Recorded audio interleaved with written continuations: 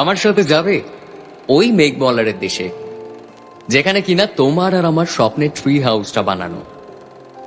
এবারও না হয় পড়ন্ত কোনো এক বিকেলে তোমার সাথে একটা বন ফায়ার কাটাবো কোনো এক সন্ধ্যেতে, আর হাতে চায়ের কাপ নিয়ে বলবো তোমায়, এক কাপ চায়ে আমি তোমাকেই চাই।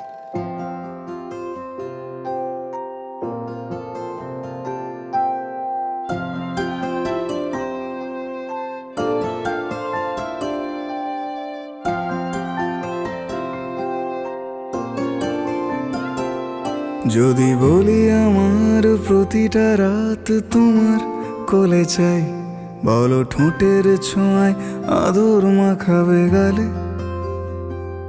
যদি বলি হ্যাঁ হাসছি আমি শুধুই, তুমি আমার তাই, বলো ছেড়ে তো দেবে না কখনো মনের ভুলে। গোধূলি আকাশ মুছে দিল সাজ অযথা দূরে, তবু তুমি আজ অভিমানী ভুল ধরবে আঙুল, মন করে বায়না। তুমি কি আমায় করবে পাগল, শাড়ির আঁচল চোখের কাজল, প্রেমে তুমিও পড়ে যাবে হায় দেখো যদি আয়না। বাঁচি এই বিশ্বাসে শেষ নিঃশ্বাসে তোমাকেই পাশে চাই, তুমি না থাকলে আমি শূন্য এ মহাদেশে।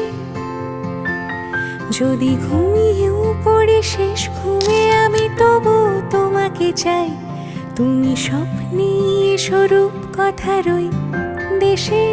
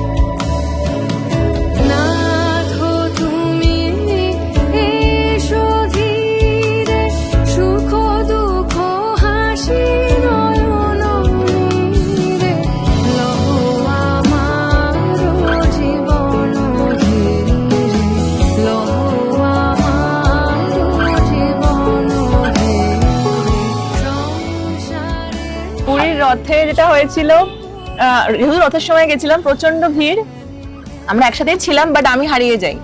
আমি আর একটা টিম মেম্বার আমরা হারিয়ে যাই এবং বিশ্বরূপ ছিল আমাকে হাত ধরে ধরে নিয়ে যাচ্ছিল যাতে ভিড়টা সামলাতে না, মানে আমাকে ডিফিকাল্টি ফেস করতে না হয়, বাট আমি হারিয়ে যাই।